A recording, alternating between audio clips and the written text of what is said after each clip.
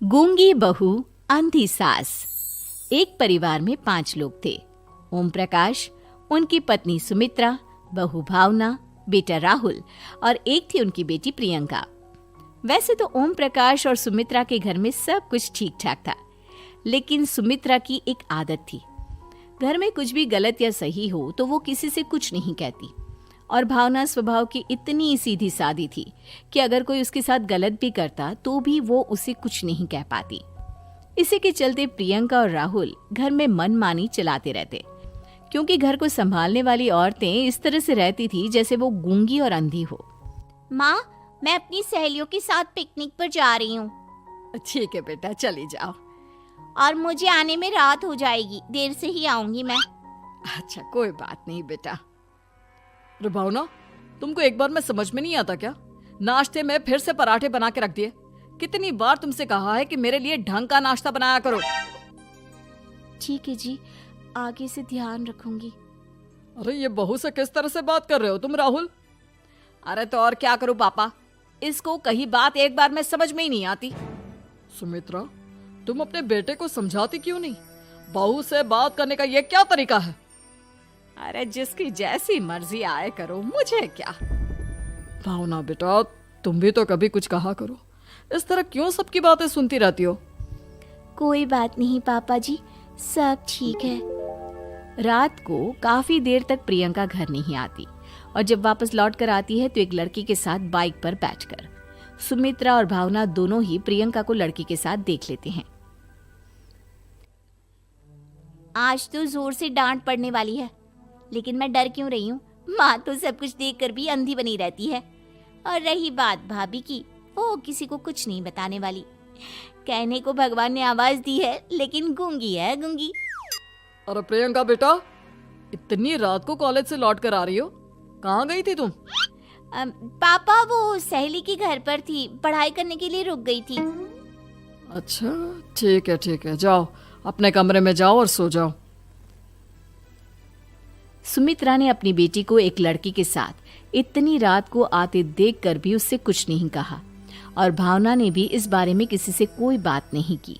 कुछ दिनों के बाद मामा जी का फोन आया था। उन्होंने प्रियंका के लिए कोई रिश्ता ढूंढा है।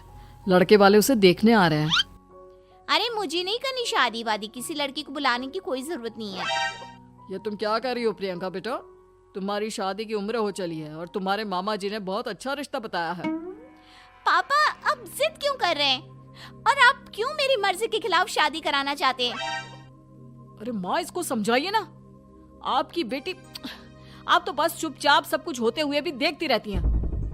अरे तो क्या कहूँ, और मेरे कहने से क्या हो जाएगा? वैसे भी गलत क्या हो रहा है, सब कुछ सही तो है। भावना बहू, देखो तो प्रियंका हमारी बात नहीं समझेगी, लेकिन वो तुम्हारी हम उम्र है। क्या पता तुम्हारे कहने से उसे कुछ समझ में आ जाए। नहीं पापा जी, मेरे कहने से कुछ नहीं होगा। मैं प्रियंका को कैसे समझा सकती हूँ? वो ननद है मेरी, कहीं मेरी किसी बात का बुरा मान गई तो? सुमित्रा और भावना में से कोई भी प्रियंका को कुछ नहीं समझाता। इस बात से राहुल और ओम प्रकाश जी दोनों ही परेशान हो जाते हैं। और फिर जब लड़का प्रियंका को देखने के लिए आता है, मुझे आपकी बेटी बहुत पसंद है, मैं उसके साथ शादी करने के लिए तैयार हूँ। देखो, मुझे तुमसे शादी नहीं करनी, और ये बात जितनी जल्दी समझ में आ जाए अच्छा रहेगा। अरे तो फिर आप लोगों ने मुझे यहाँ बुलाया ही क्यों? माफ कर दो बेटा, वो हमारी बेटी जरा गुस्से में है, हम उसे समझाने की कोशिश करते हैं। हाँ, देखिए आप नाराज मत होइए, वो तो उसने बस ऐसे ही कह दिया होगा। अरे कोई ऐसे ही कुछ कहता है क्या?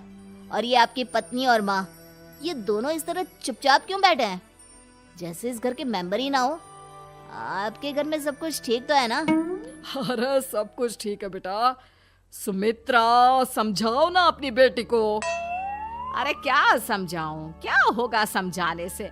सब ठीक ही तो हो रहा है, गलत क्या हो रहा है? भावना, प्रियंका को अंदर लेकर जाओ और उससे समझाओ कि कितना अच्छा रिश्ता है। इतना अच्छा लड़का है, इस तरह से बिहेव ना करे। नहीं जी, मैं किसी से कुछ नहीं कह सकती जी।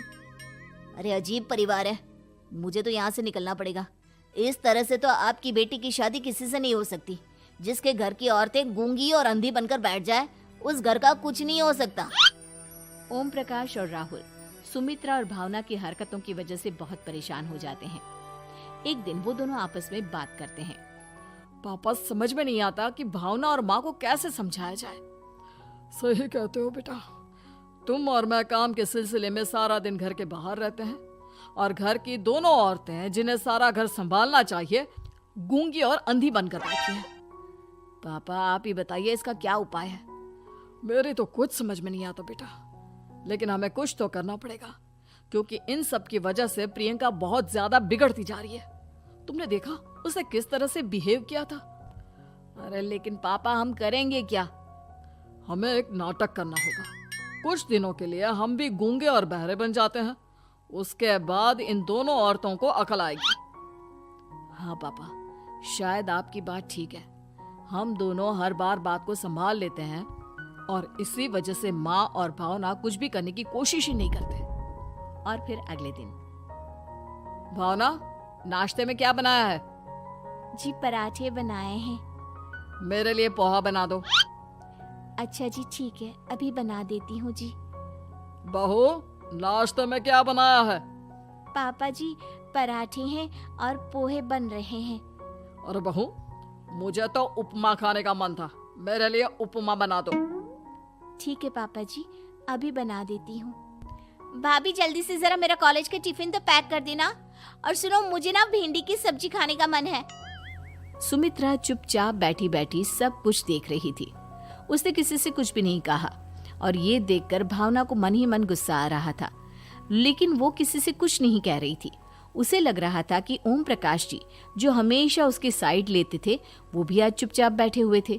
शाम के वक्त प्रियंका अपने बहुत सारे दोस्तों को लेकर घर आती है और उधर दूसरी तरफ से राहुल भी अपने ऑफिस के दोस्तों को लेकर घर आ जाता है। प्रियंका अपने कमरे में तेज म्यूजिक चलाकर डांस करती है और राहुल अपने दोस्तों के साथ बैठकर जोर जोर से हंस रहा था। प्रियंका और राहुल मिलकर पूरे घर को अस्त व्यस्त कर देते हैं, लेकिन भावना उनसे कोई शिकायत नहीं करती और सुमित्रा जी भी चुपचाप बैठी रहती है। लेकिन भावना और सुमित्रा के अंदर का गुस्सा धीरे धीरे बढ़ रहा था। फिर रात को ओम प्रकाश और राहुल एक दूसरे से बातें करते हैं। पापा, हमने इतना कुछ किया फिर भी भावना कुछ बोलती ही नहीं और माँ भी कुछ गलत करने से किसी को रोकती ही नहीं। तुम चिंता मत करो बेटा, इन दोनों के अंदर का गुस्सा भर रहा है और बहुत जल्दी बाहर आने वाला है। अगले दिन, अरे बहू, ये कपड़े धुले हैं या गंदे हैं? पापा जी कपड़े तो मैंने धोकर ही आपकी अलमारी में रखे थे। मुझे तो साफ नहीं लग रहे, एक बार और धो देना। प्रियंका, मैं सोच रहा था कि तुम्हें उस लड़के से शादी नहीं करनी है ना, मत करो। एक काम करो, वैसे भी क्या रखा है शादी वादी में, तुम्हें जो लड़का पसंद है उसके साथ जाकर कोर्ट मैरिज कर लो। इस बार ओम प्रकाश और राहुल की बात सुनकर भावना और सुमित्रा के अंदर का गुस्सा जाग उठता है। मैं किसी से कुछ कहती नहीं जी, इसका मतलब ये है कि आप लोग मुझे परेशान करते ही रहेंगे। कल 4 बार मुझसे नाश्ता बनवाया, आज पापा जी मुझसे धुले हुए कपड़ों को बार बार धुलवा रहे हैं। अरे मैं इंसान हूँ जी, कोई मशीन नहीं हूँ। तुम दोनों ने मिलकर इस घर की कैसी हालत बना दी है और अपनी बहन को भागकर शादी करने के लिए कह रहे हो। तुम भाई हो या दुश्मन? ओम प्रकाश और राहुल जोर जोर से हंसने लगते हैं। अरे इसमें हंसने की क्या बात है? हम लोग यहाँ इतने परेशान हो रहे हैं जी, तुम लोगों को ऐसी हरकत करने के बाद भी हंसी आ रही है।